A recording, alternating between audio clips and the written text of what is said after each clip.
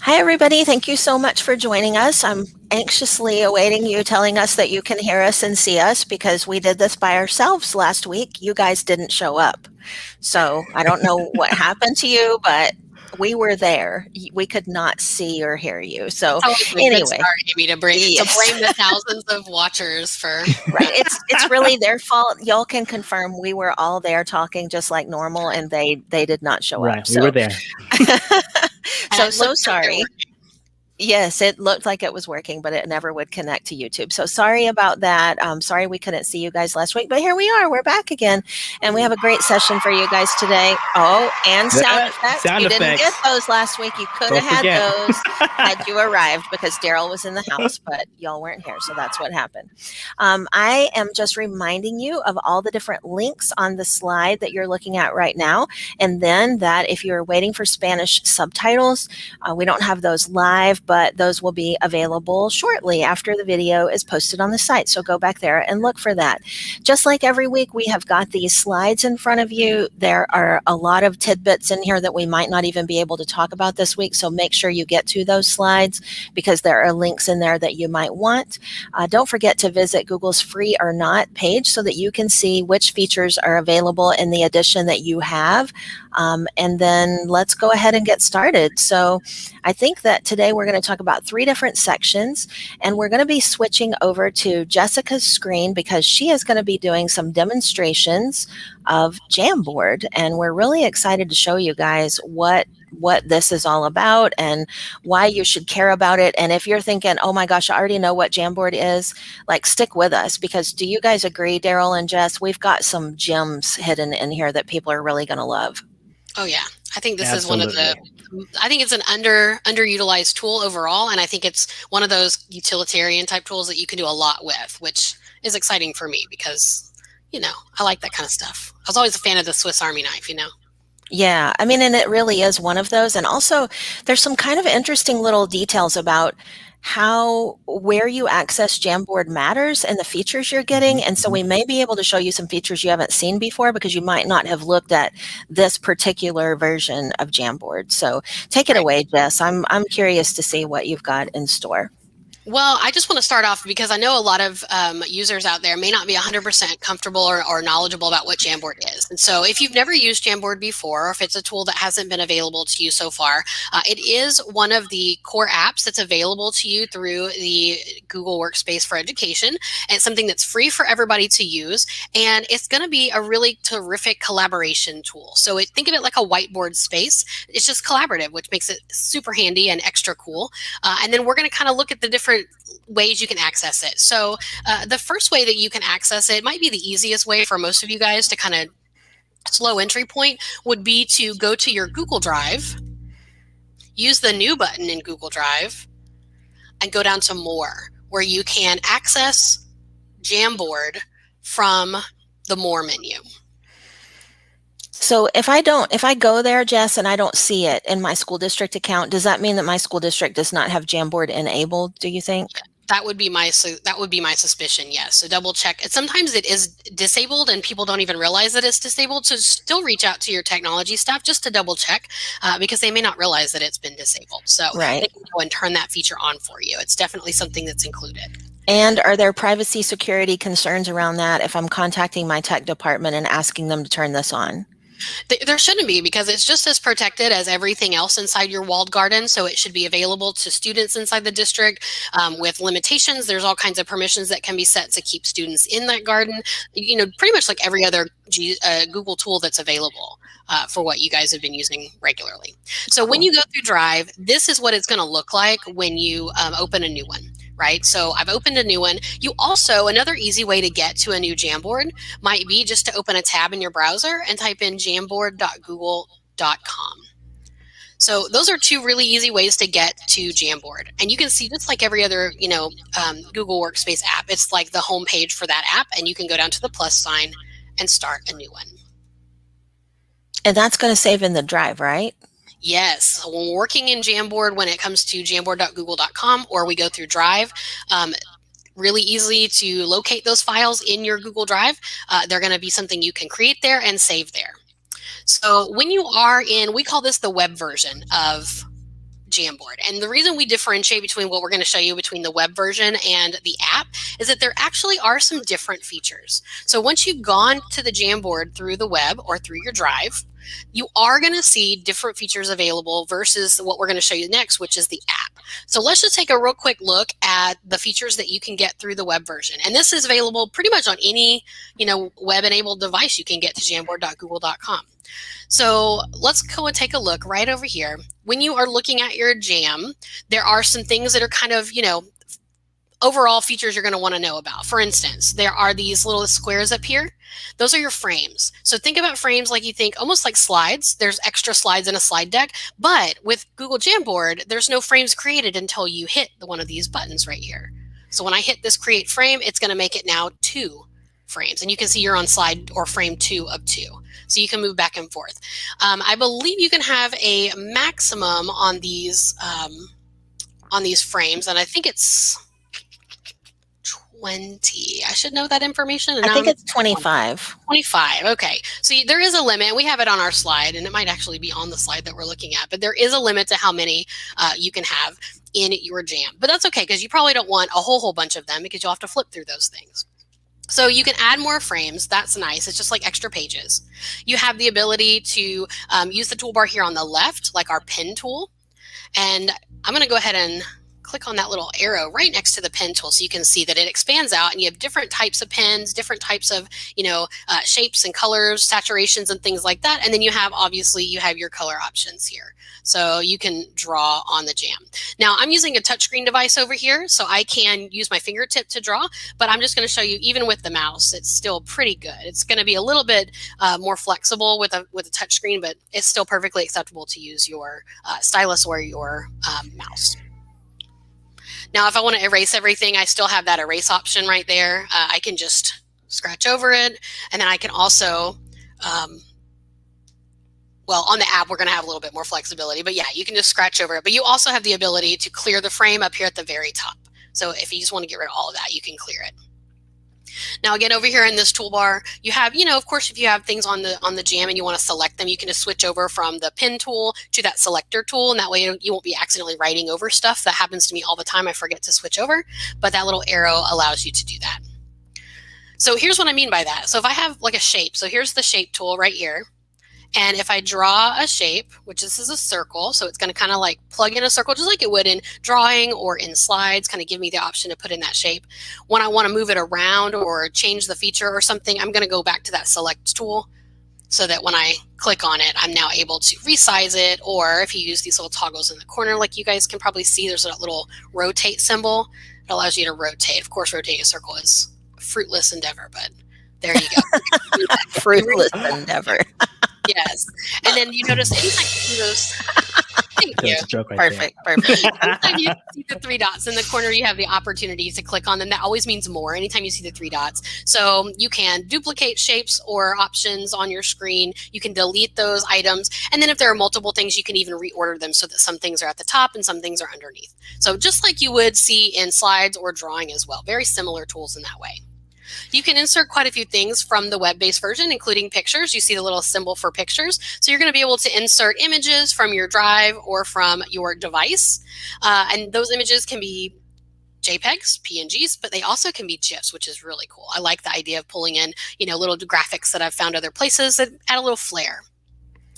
Beyond that, you have a text box down here at the bottom, so you can add in some text. That shape tool that we just showed you with the circle, there's a little arrow. Always click on those little, somebody called them pirate flags in one group that I was in. I like that. Ooh, I love that. Click on those pirate flags because there's more treasure underneath it. And there you go. There's different types of shapes you can pull in. So when you're using the web-based version, it's not that it's limited, it's that the features themselves are a little scaled back. And that's okay because there's lots of really cool stuff kind of hidden in here. I do really love this last one. I haven't really talked about it too much, but this laser option allows me to highlight parts of the screen. So when I'm talking to my students, I can say, hey, check right here on this circle. That's exactly like this side of the circle. And I can point to stuff. And I'm not drawing on the screen itself. I'm just leaving a temporary overlay. So that's the web-based version. Amy, Daryl, do you guys have any questions about using that? Or Tynea has a question. When you go up to that clear, does it just clear the writing on the screen or does it clear everything? Well, let's add some writing on here. And I also have a shape on there. So if I clear that frame, everything. All options, all items, everything that's on the screen is going to be. Ooh, So definitely. yeah, Daryl can do these things. I like these little sound effects. These are great. Hired people in the back. Just like with the Google Doc, I can change the title just by clicking in the title. That's a pretty simple option there. And then also just want to point one thing out. You can still share these jams with other folks. So if I wanted to share it with Daryl and Amy, let me go ahead and share it. Amy, you have it open, right? I don't, but I can. I'm going to share it with you because I do want to kind of demo this. And Daryl, would you like me to share it with you too? Sharing is caring. I think so too. So I'm going to go ahead and share that with them. So I just hit that share button, just like I do with any of my other workspace apps. And it's really easy to share people with collaboration view or access to my file. They're going to see it show up in their drive. They're going to get that little email notification. And then once I've shared it with them, again, that link at the very top, just like any other of my workspace apps, I can copy that link and send it to them in chat and say, hey, get in here. I'm trying to work with you guys. I got it. So Jess, I'm really curious. Are you going to show us the features that we get if we go into the app version on the same Jamboard? I am. So we're in the web version. I'll be real clear with everybody. We're in the web version now. Amy and Daryl have joined. They're in the web version as well. I'm going to switch over on my device over here to the app version. Now I'm on a Chromebook, so I have the app installed on my Chromebook. But guys, you can install it on your touchscreen phone. You can install it on your iDevice. You can install it on any device that has an app store, and you can get it and pull it in there. So if your Chromebook is attached to the app store, you can add apps to your Chromebook. Then you can add the Jamboard app to your device. And so that's what I have here. And there's a reason I want to show you that. So you can see that it's the same Jamboard that we were looking at in the web version, but it's now in the app version. That may not be a big deal to you guys, but in a second, you're going to see that there are some different features. So I just want to point out over here, my toolbar still exists, but notice it has this little plus, just like the three dots, just like the pirate flag. When I see the plus symbol, it means there's more to it. So if I click on that plus symbol, now I've got some different things I can add. So you can see still the writing tools are there, still the erase tool is there, still the pointer tool, still the laser, all of that's still all there. But notice I do have the option to draw some different things and drop in some stuff, like stuff from my drive. I can pull in a slide from a slide deck. I can take a quick picture of something and drop it in there, like Amy and Daryl are doing right now in the background. They're pulling in camera images. I can pull things from my devices library. And also, guys, I love this little addition. It's super simple, but super fun. I have stickers I can add in. So I can pull in stickers from this little sticker repository, and those can be used for all kinds of different stuff. So just on the surface, these are really easy to pull in. All right, Jess, will you show the AI tools really quickly before we move forward? Yes. So on the pen tool, when we're working on the web version, the pen tool just linked us to some pen options. But now when I click on the pen tool while we're in the app, it links me to my same pen options. But at the bottom, I see assistive drawing tools. They're right there. So if I drop that down, that little pirate flag might be kind of hidden. But if I drop it down, I see that I have the letter symbols. That makes me think maybe text. And look at it. It even shows you an example, text to text. So I'm going to select it, go back to my board, and I'm going to say my name, and it converted cursive to print. This is absolutely a great tool for students to use when they are learning their letters. If I touch on that letter, I can move it around. If I want to get rid of it, see how the bottom turned red, Amy? So when I drop it, cool. It gets rid of it. The same can be said next to the little text tool. There's the auto draw tool or the auto shape tool. It's going to take my real bad shapes and make it into a perfect shape, which is super nice. Makes it nice. Very satisfying. Yeah. Very satisfying. And then also, I love this feature. This is something that's a little extra, if you want to call it that, but it's the auto draw. It brings in that auto draw feature like you would get when you go to the auto draw page. So for instance, I'm going to click on it. It looks like a pen with a star. And I'm just going to go back to my Jamboard, and I'm going to draw my favorite little house animal. And it's going to take my drawing and look at the bottom. It gives me some options. Is this what you mean? Do you mean a cat? And I say yes to that. I can click on it and make it into a shape that's a lot prettier than what I would have drawn before. So the question has come up. I saw it in the chat just a second ago, fly by. Can you send this to your students and force a copy? And Daryl, you're going to talk a little bit more about that. Or Amy, one of you guys is, right? Yes, I'm going to talk about that. Yeah, so the answer to that question is yes, and Amy's going to show a little bit more about that. So let's go back to the slide deck, because we're going to get more information from those slides. All right, Devin, can you switch our screen back over? Thank you so much.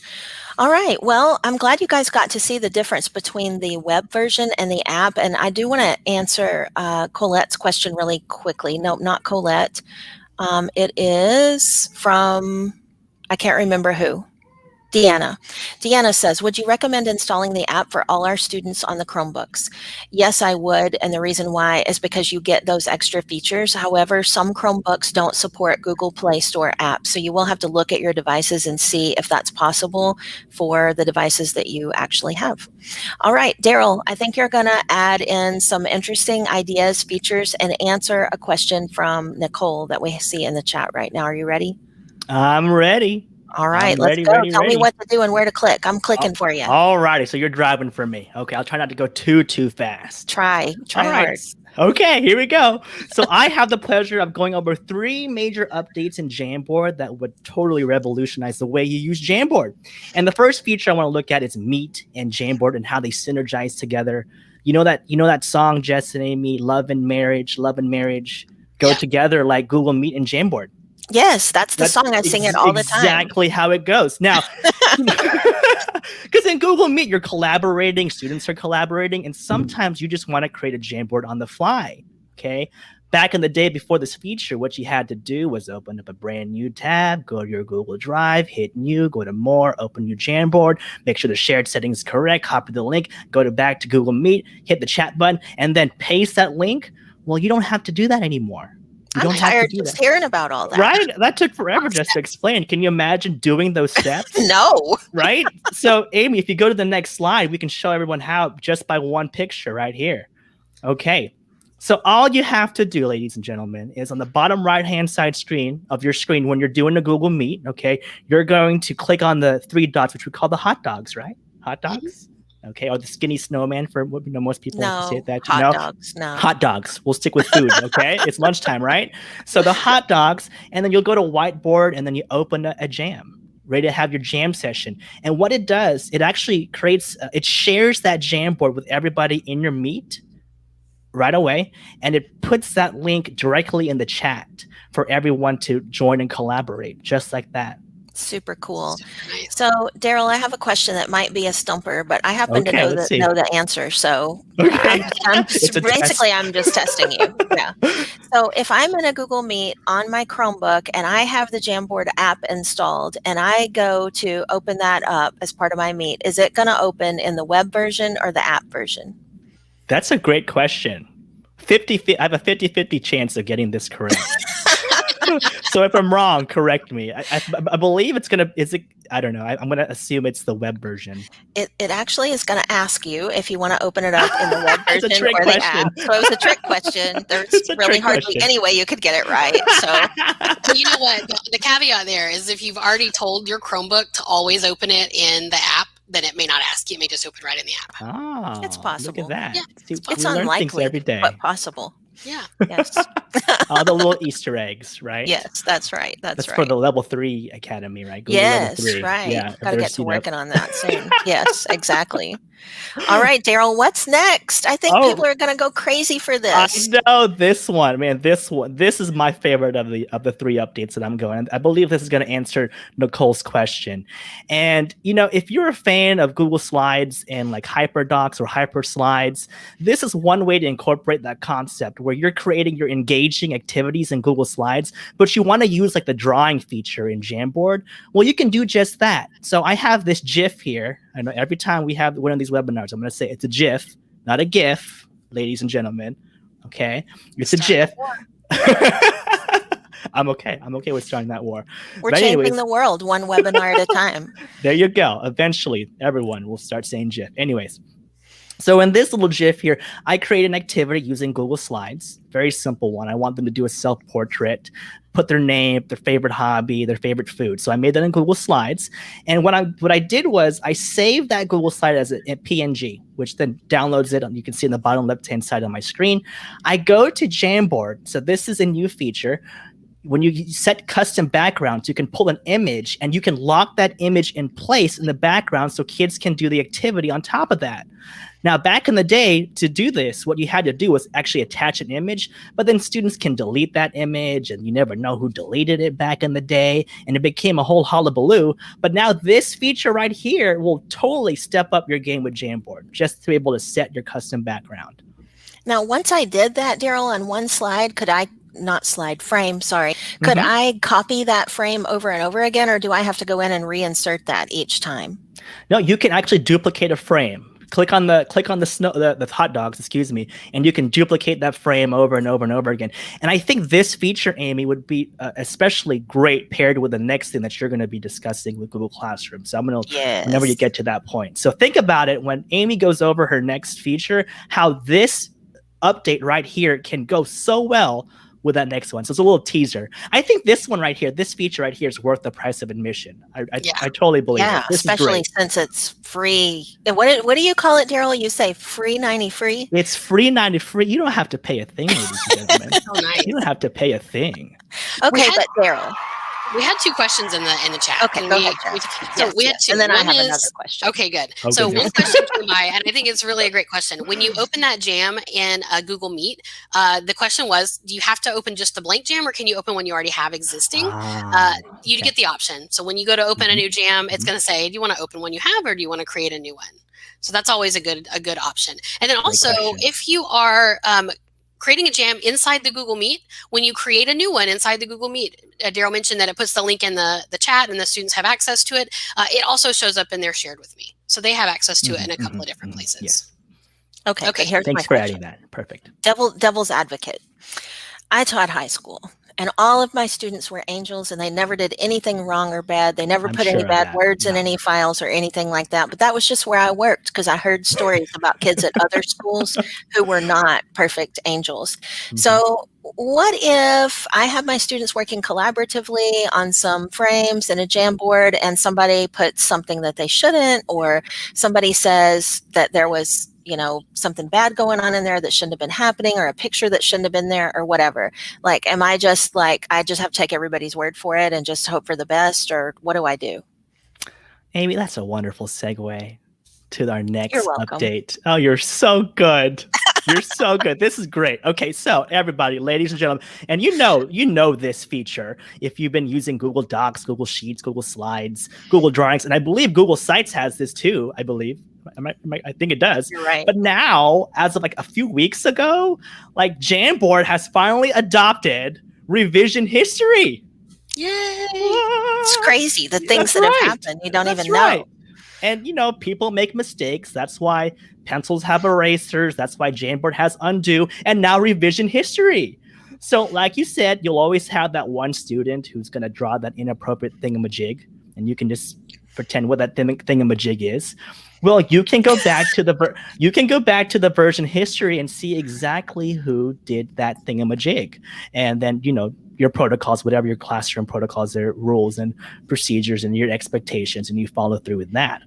But there's a lot of applications you can do with revision history. Going back to, the past, Sherry would agree, if you could turn back time, you can turn back time in Jamboard and go back to a previous, frame or collaboration spree. So, take risks in these Jamboards, because you can always go back. And that's the point of a Jamboard, just to collaborate and jam, worry-free.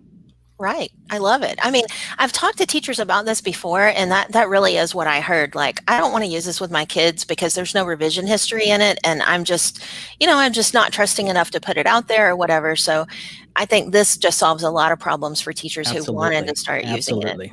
Yeah. One thing I've noticed is that the revision history is only available to look at from the web version. When I'm in the app, I don't see the same option, but it doesn't mean that when students are working in the app, it doesn't record the history. It just means when I want to go and retrieve that, I need to be in the jamboard.google.com version of it. Yeah. Oh, that's good to know. I didn't know that. Good to know. That is good to know. And also, it doesn't do that really super cool thing that docs and slides and stuff do. It doesn't highlight the content that Amy put in or that Daryl put in. It just tells you that Amy and Daryl were working on this when that thing was the thingamajig. The thingamajig was okay. So there's going to be probably some updates to that eventually at some point. This is a great step forward for all of us. We're all really happy about it, but at least we have that now. We can see which students were working on which parts. Yeah, it's pretty cool.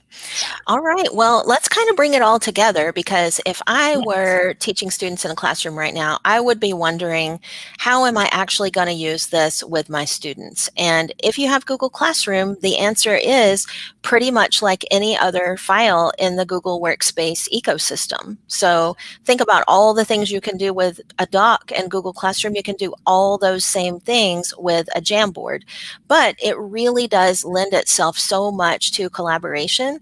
So let's kind of go over again. We talked about this last time we did a webinar with you guys, not last week because y'all didn't show up, but the last time you were here, we talked about this, but we're going to go over it again because it's a little bit complicated. It really is probably the most complicated thing you can do in Google Classroom, but it's worth it because this is how you're going to get students collaborating together in small groups. So everybody's thinking, wait, you can only have 20 pages per jam? Yes. And I have 35 students, or however many students you have, probably not 20, probably 20 plus. So what you're going to do is you're going to put students into a jam, but they're going to be with a small group. So we don't want probably normally 20 people working at one time. You can technically have 25 editors at the same time in one jam and 50 viewers, but it's not as comfortable, it's not that comfortable. So don't you guys think you would break students up into smaller teams? I would. It's unwieldy to have a huge group in. And by a huge group, I mean more than 10 people. It's definitely possible, but it's never, in my opinion, has not been as flexible or as fluid if I had the larger group. Right. I mean, it's hard even in a Google Doc when you have so many people in there and things are changing so fast. All right. So when you want to assign a Jamboard to a small group, you're going to use those same steps that we talked about last time, but just in case you weren't here, here they are. This is kind of like the warnings. You don't want to do this like, hey, I just got this great idea, third period is coming in a few minutes and I'm going to do it right now. Well, if you have 10 minutes, you can probably do this. But if they're in the room already, you probably want to assign this for later because it's going to take you just a couple of minutes to set it up. Don't forget that the jigsaw method is one of the top influences from Hattie's influences. And if you don't know what that is, check out that link on slide number 16 of this deck because you will be convinced that jigsaw works. Find out what that is and use it with Jamboard in your classroom, and you'll be able to say, I'm using a research-based strategy that I know is going to work with my students. So here's how you do it. You create the Jamboard template, and harken back to what Daryl said, you want to create probably that background using a slide or a drawing, but a slide's easy because it's going to be the right size and shape. Then you're going to create the assignment for the first group in Google Classroom, but you're not going to hit that assign now. You're going to schedule it for later, at least as long as it's going to take you to get through this whole process with however many groups you have. You're going to assign the first group of students. And then once you get that pushed out or scheduled, you're going to reuse that assignment again and assign it to each of your other groups of students. And then once you get them all assigned, you want to make sure each time you click create new copies of all attachments, that's going to create a new copy of the jam for each group you're assigning to. Then you can push that all out and you'll be ready to go. I hope that made sense. I know the steps are a little complicated. Once you've gone through them though a couple of times, I think it's going to start to make sense and feel quite easy to you. So just pull up this little checklist the first time you do it and try that out. And I think it'll work great for you. You guys, we are almost done today, but I have a really important announcement. And I didn't forget, I'm so proud of myself. So hopefully, I've seen a lot of you guys' names over and over again. Thank you so much for coming back. This is the important thing. We actually are doing an additional webinar in this series. So we're going to come back and do the one that we missed last week, which is really going to be cool. It's about video. And Daryl, we call him the Prince of Video. So you're gonna be there seeing some of his greatest hints and tips and all that. You're going to love it. So come back for that one. And that's going to be on the website too. But we are also scheduling an additional webinar. We thought this series ended after one more, but actually we're going to have an additional one. It's going to be on April 20th. Our time, we're in Central Time Zone, so that's 11:50, same time as always, whatever time zone you're in, same time. And we're going to be talking about all of the upgrades to the new system for Workspace that's come out. So the teaching and learning upgrade is what we're going to be focusing on. And I think you're going to really enjoy it and learn a lot of new things that it does. So hopefully you will come back and join us again then. And also know that, just in case I haven't mentioned it before, these little social media icons are clickable. We'd love to stay connected to you guys through social media channels. And please please make sure you sign up for next time at that registration site, because I think that's going to get you an email that reminds you about the last one in this series, which we didn't know was happening initially, but we're adding it on. Anyone have any final questions? See anything in the comments we should address before we go?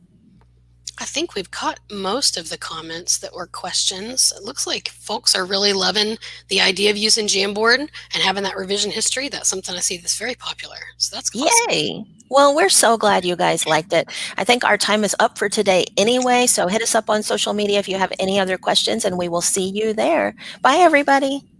Bye-bye.